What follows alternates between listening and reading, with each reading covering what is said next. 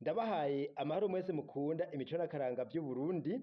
Izina ry'iwanje ni Felicien Bankunguka mumenyere mu kiganiro Nyibutsa Akaranga gica ku mara YouTube kuri Nyibutsa Akaranga TV. Uyu munsi tuganira iki?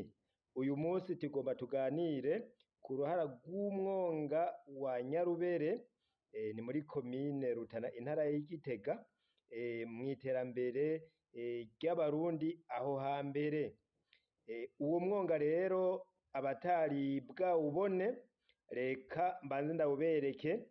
Ni ishusho yafashwe muri uku kwa gatanu umwaka w'2025. Mbega uwo mwonga wari umaze iki aho hambere mu buzima bw'Abarundi? Mbega uboho wari umaze iki? Reka tubirabe. Egane umbonye umugabo atakuye training yatose. Bakuru tawambanya hapa. None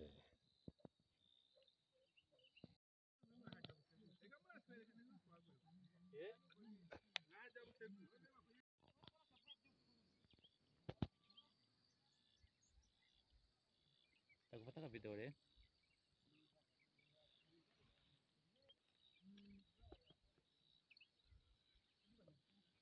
umwonga Nyarubere wuzuye.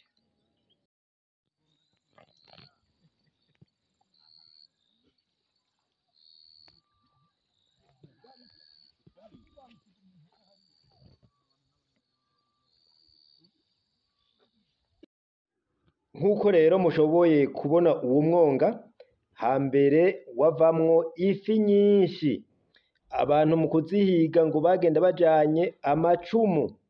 Uwo mwonga rero ukaba wari mw'ishamba, hari ahantu hatinyitse.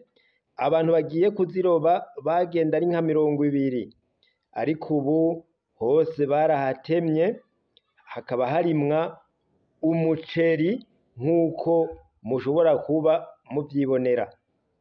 Nuko rero mwese mukunda imico n'akaranga vy'Uburundi, ndabasezeye ndabipfuriza kugumana n'iki kinyamakuru canyu kugira ngo mugume mubona ibintu n'ibindi mu vyari biranze imico n'akaranga vy'Uburundi. Umwonga Nyarubere murawubonye, ukaba watumye naho herereye haba umutumba witwa Nyarubere. Ukaba ari umwonga ubu urimwamwo umuceri. Hambere mwarumvise yuko hari ahantu h'ishamba, maze ukabamwo ifi nyinshi ku buryo umuntu yashobora kurobesha icumu ngo zaraboneka rwose.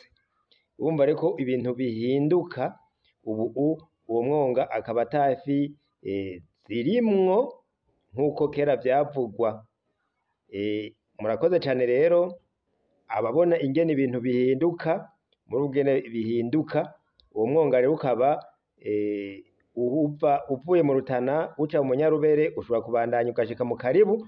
Murabona yuko hagoye kujabuka, ikiraro cararenzwe, arico gituma abajejwe gukurikirana ivy'intwaro boraba kubaka ikiraro gihuza iyo mitumba ya Nyarubere na Karibu, kuko n'abava mu Rutana baja mu Kiguhu niho baca, vyoheza bikabafasha mu ngendo zabo.